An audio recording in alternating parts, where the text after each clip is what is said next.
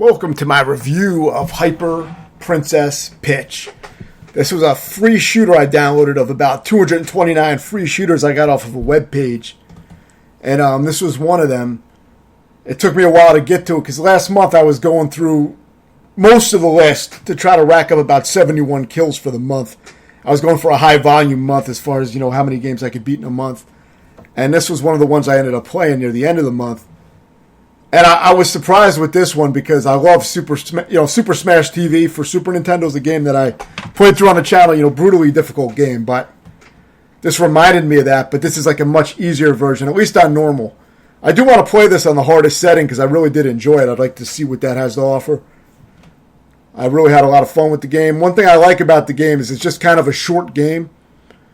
It's only a few stages, so it's a nice kind of short length.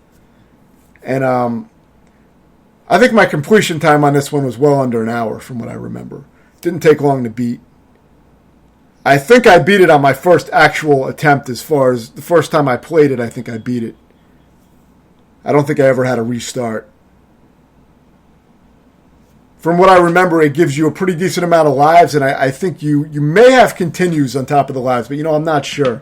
It's possible you only get the lives that you start with, but you do earn 1-ups in this game. So I remember it was pretty generous with being able to earn 1-ups off either points or pickups, but I don't remember exactly.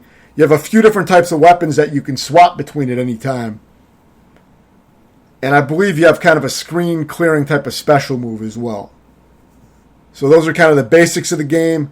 You can fire in pretty much all 8 directions. And when you fire in a direction, it locks your shot in that direction when you hold the button down. So you basically just rotate your character with the joystick or D-pad, and then you hold down the fire button to fix your position into your position that you move to. So you can change positions pretty fast that way. It's a good alternative. I still like to control better in Super Smash TV with the 4 face buttons, or even better having double sticks or something for a game like Robotron or something, but it works fine with that control setup. And it's actually pretty good. So it ends up controlling very well. And plays great. Just a fun game. You go from room to room. You just pick what room you want to go to. I guess there's different routes. I just went, I just didn't have any kind of rhyme to where I went. I just went wherever. But it was good enough. Maybe on the harder settings it's more meaningful. Maybe some paths are going to be easier than others. But on this normal setting, the game was very easy. But of course, it can be challenging, depending on your skill level. But I think a lot of players are going to have an easy time with this one for the first playthrough on normal. I don't think it's going to be too hard for most players. You do have a health bar, so you can actually take several hits, and you can pick up hearts that give you life back. Now, of course, in Smash TV, if you get hit once, you're dead. So this is much, much more forgiving for that reason alone. So I don't think the hardest mode is going to give me too much trouble just because, having completed games like Super Smash TV and Gunsmoke that are similar to this, I don't see this being too difficult. But it may present a little bit of a challenge on the harder mode. I definitely want to try it and see.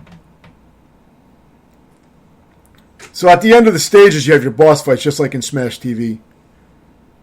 It's pretty much the same exact type of layout as Smash TV, as far as the way the pacing of the game is pretty much the same. Except for the fact that it's just a much easier game. But it's kind of like a beginner version of Smash TV or something like that. So if you do like those games but you find them too difficult, this is not a bad game to play instead, you know what I mean, to get used to it. Kind of adapt to the style. But it's just a fun game, It holds up just as a solid and good game. It is short, it is very short, but I kind of like that sometimes, a shorter game. But you see, by the time I got to the end, I had 7 lives stocked up, and I never lost a continue. If there is any continues, I don't know if there is. I think it may not offer continues, but I had 7 lives, saved up by the time I got here. So I played the final boss pretty sloppy. You can see this is the final boss. And I played it pretty sloppy because I had a bunch of lives saved up. So, I pretty much figured this was the end of the game. So I did play it kind of reckless. The bosses do at least have health bars, unlike Smash TV, where, sometimes it feels like you're firing on the bosses for an extremely long period of time. But in this, you can actually see their health. So switching weapons definitely has some effectiveness. Like, some weapons are more effective for different situations, but I mostly stuck to the bricks a lot of times. I just found that the bricks were sufficient. Because the weapons are not hugely different from each other. There's not a ton of variety between the different weapons. So it doesn't have that aspect to where the weapons are really meaningful differences between them.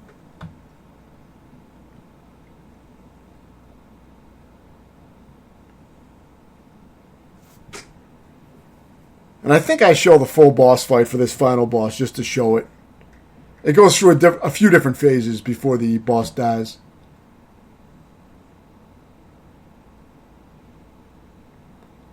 I definitely like the presentation.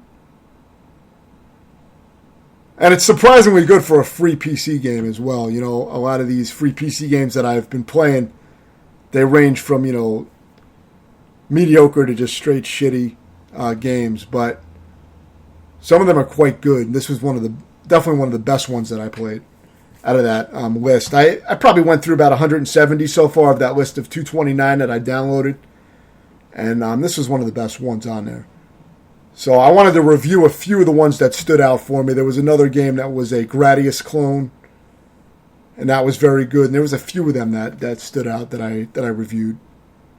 And I'm probably going to review a few more because there were some very good ones on the list. But yeah, this can be the trickiest part of the game. This is definitely the hardest section of the game, but by the time you get here, you may have so many lives. And you can take a few hits on each life, too. So, if you're not having that much trouble with the rest of the game, you should be able to get here with a stockpile of lives. And it shouldn't be too hard. And I show this screen here. See, at the end, you get this little ending screen. And you get these little pro tips unlocked. But what it is, it tells you some button combinations you can use for some really powerful, like some power moves or some shit that probably damage bosses and shit like that. So you have a few difficulty settings as you see, and it explains what each difficulty setting does. So, you get quite a bit of difficulty settings, which is cool. I didn't try the different difficulty settings to give a rating on that, how well balanced it is or anything, as I only played through the game once on basically normal. But you do get some power moves, and I'm definitely going to try those out on the hardest setting when I go back to this. But overall, I would give this game a 7.5 out of 10. I thought it was quite good. If you have any questions, let me know. And thanks for watching.